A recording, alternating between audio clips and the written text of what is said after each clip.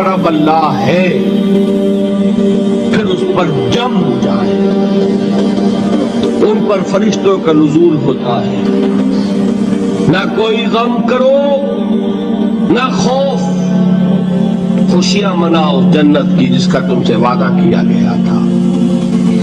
اللہ کی ربوبیت پر اطمینان جب انسان کو ہو جاتا، میرا رب اللہ ہے، ربی اللہ، انسان کے لیے نہ کوئی کھٹکا، نہ کوئی خطرہ، نہ کوئی خوف، نہ کوئی حزن۔ جو کچھ ہو رہا ہے کس کے اذن سے ہو رہا ہے؟ اللہ کے اذن سے۔ اللہ کے اذن کے بغیر پتا تک نہیں ہلتا۔ یہ کوئی اندھا بہرا مادہ نہیں ہے جس سے مجھے کوئی خوف ہو۔ اندھا بھینسا چلا رہا ہو اس سے تو ڈرنے کا ہر انسان کو ڈرنا چاہیے، نہ معلوم کس کو ٹکر مار دے، لیکن نہیں، اس کائنات کو چلانے والا ایک سمیع و بصیر خدا ہے، وہ جو میرا دوست ہے، میرا ولی ہے۔ اللہ ولی الذین آمنوا یخرجہم من الظلمات الی النور۔ اللہ اہل ایمان کا ولی ہے، ساتھی ہے، پشت پناہ ہے، مددگار ہے، حمایتی ہے۔ بتائیے جسے یقین ہو جائے کہ اللہ میرا مددگار، اللہ میرا محافظ، اللہ میرا پشت پناہ، اللہ میرا حمایتی، اس کے لیے کوئی خوف ہوگا؟ اس سے کوئی ڈر ہوگا؟ میں مثال دیا کرتا ہوں ایک بہت سادہ پنجاب کے دیہات کی۔ وہ بڑا چودھری ہے اور کوئی غریب کسان ہے۔ اس غریب کسان کے جانوروں کو ہر وقت اندیشہ ہوگا چوری کا، کوئی میری بھینس کھول کر نہ لے جائے، کوئی میرا بیل کھول کر نہ لے جائے۔ لیکن جس کے بارے میں یہ سب کو معلوم ہو کہ وہ جو بڑا چودھری ہے وہ اس کا دوست ہے، اس کی بچیا کو کوئی خوف ہوگا؟ اس کی بھینس پر کوئی ہاتھ ڈالے گا؟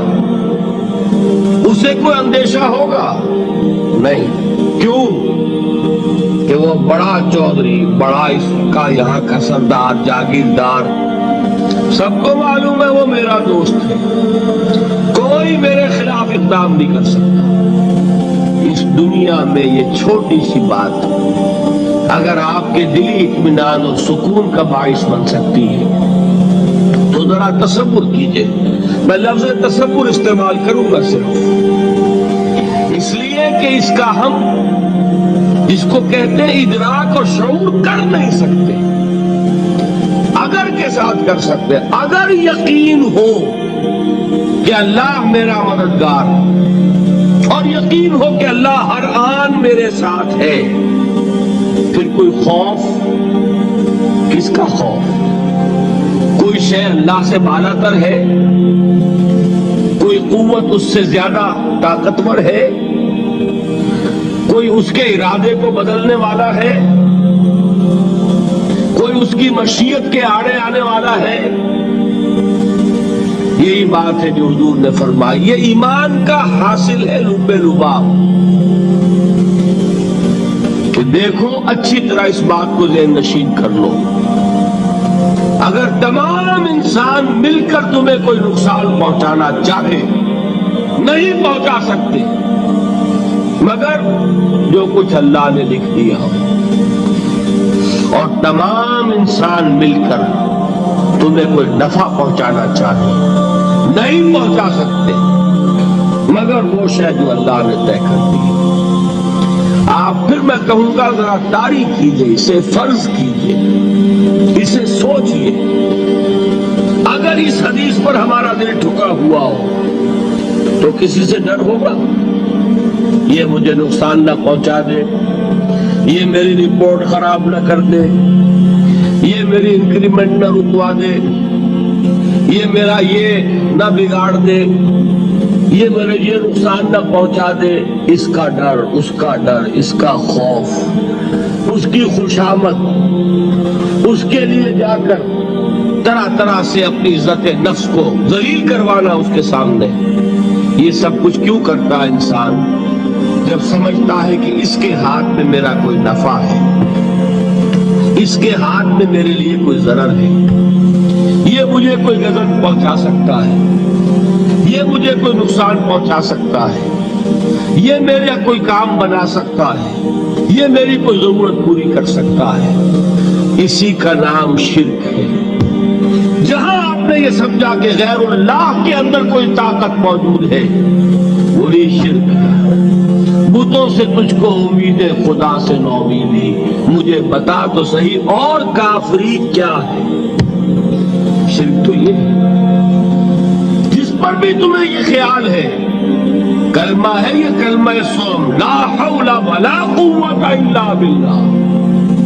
ذرا اس پر دل کو کبھی اگر آپ تصور کریں، پھر فرض کریں، دل ٹھک جائے اس پر، کوئی طاقت نہیں. یہی بات تھی جو شیخ عبد القادر جیلانی رحمۃ اللہ علیہ نے اپنی وصیت میں اپنے بچے سے کہی. 11ویں دینے والے ہیں، لیکن حضرت شیخ عبد القادر جیلانی کی وصیت اور تعلیمات کو کتنے لوگ ہیں تم جانتے ہو؟ یہ جن مقامات تک پہنچے ہیں وہ کس چیز کی بدولت پہنچے ہیں؟ انہوں نے جو پیغام دیا وہ کیا تھا؟ اے میرے بچے، جس طریقے سے قرآن مجید میں حضرت لقمان کی نصیحتیں جو ہے نقل کر دی گئی ہیں، میں یہ عرض کروں گا بالفرض اگر قرآن حضرت عبد القادر جیلانی کے بعد نازل ہوا ہوتا تو شیخ عبد القادر کی یہ نصیحتیں بھی قرآن میں درج ہوتی. اتنی اونچی نصیحتیں ہیں. اے میرے بچے، اس حقیقت کو ذہن نشین کر لے، لا فاعل فی الحقیقت ولا مؤثر الا اللہ. اس کائنات میں نہ کوئی فاعل حقیقی ہے نہ مؤثر حقیقی ہے سوائے اللہ. کسی شے میں کوئی تاثیر نہیں اگر اللہ نہ چاہے. آگ جلا نہیں سکتی اگر اللہ نہ چاہے. پانی ڈبو نہیں سکتا اگر اللہ نہ چاہے. زہر ہلاک نہیں کر سکتا اگر اللہ نہ چاہے.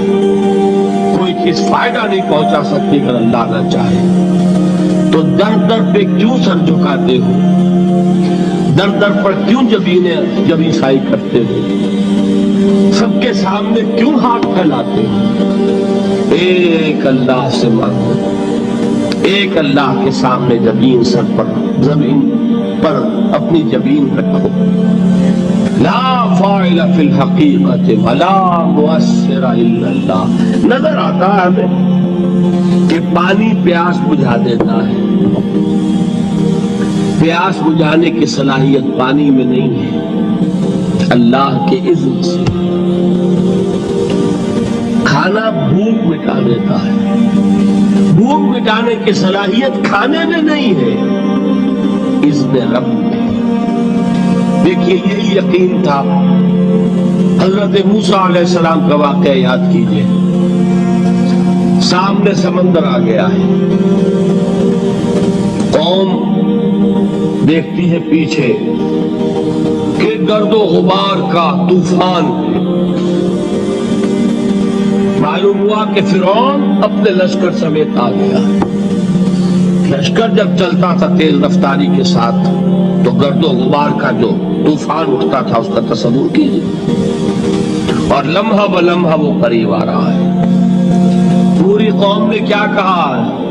اے موسیٰ انا لمدرکون، اے موسیٰ ہم کو پکڑے گئے. قرآن مجید میں تو یہاں وہ باتیں نہیں لکھی ہے، لیکن تورات میں یہ درج ہے کہ بنی اسرائیل جھگڑنے لگے، دست و گریبان ہو گئے موسیٰ کے ساتھ. موسیٰ ہمیں یہاں مروایا لا کر، اس سے تو ہم وہیں بہتر تھے. وہاں کھانے کو ملتا تھا، زندگی تو تھی، بیگار ہم کر رہے تھے، موت تو نہیں تھی. اب جو کچھ ہوگا اس کا تصور کرو، جس طریقے سے ہمارے ٹکڑے اڑائے جائیں گے. تو لڑ رہے ہیں حضرت موسیٰ علیہ السلام سے. یہ تورات کی تفصیل ہے. قرآن میں صرف اتنا آیا ہے، پریشان ہو کر انہوں نے کہا اِنَّا لَمُدْرَكُونَ، موسیٰ ہم تو پکڑے گئے. اس وقت موسیٰ کا جواب کیا ہے؟ کَلَّا إِنَّ مَعِيَ رَبِّي سَيَهْدِينِ، نہیں، میرے ساتھ میرا رب ہے، وہ راستہ دے گا. بتائیے کہاں راستہ نظر آ رہا ہے؟ یہ ہے ایمان بالغیب. راستہ نظر نہ آئے تب اللہ پر یقین ایمان ہے. جیب میں پیسے ہوں تب دل کو اطمینان ہے. تو ایمان کس پر ہوا؟ پیسے پر، اللہ پر نہیں. جب وسائل و ذرائع نہ ہو اور پھر یقین ہو کہ اللہ مسبب الاسباب ہے، وہ اسباب کا پابند نہیں ہے، وہ اسباب کا محتاج نہیں ہے، اسباب اس کے محتاج ہیں. اگر یہ یقین ہے تو اللہ پر ایمان ہے. یہ نہیں ہے تو تمہارا ایمان اسباب پر ہے، وسائل پر ہے، ذرائع پر ہے، مادیات پر ہے، اللہ پر نہیں. اس وقت کہاں راستہ تھا؟ وہ راستہ تھا سمندر ہے اور ادھر سے لشکر آ گیا ہے. کلا ان معی ربی سیہدین. اب دیکھیے ایمان کہہ دینا آسان ہے، ہوا معکم اینما کنتم، جہاں کہیں بھی تم ہوتے ہو اللہ تمہارے ساتھ ہوتا ہے. لیکن اس کا یقین قائم ہو جائے تو زمین و آسمان کا فرق واقع ہو جائے.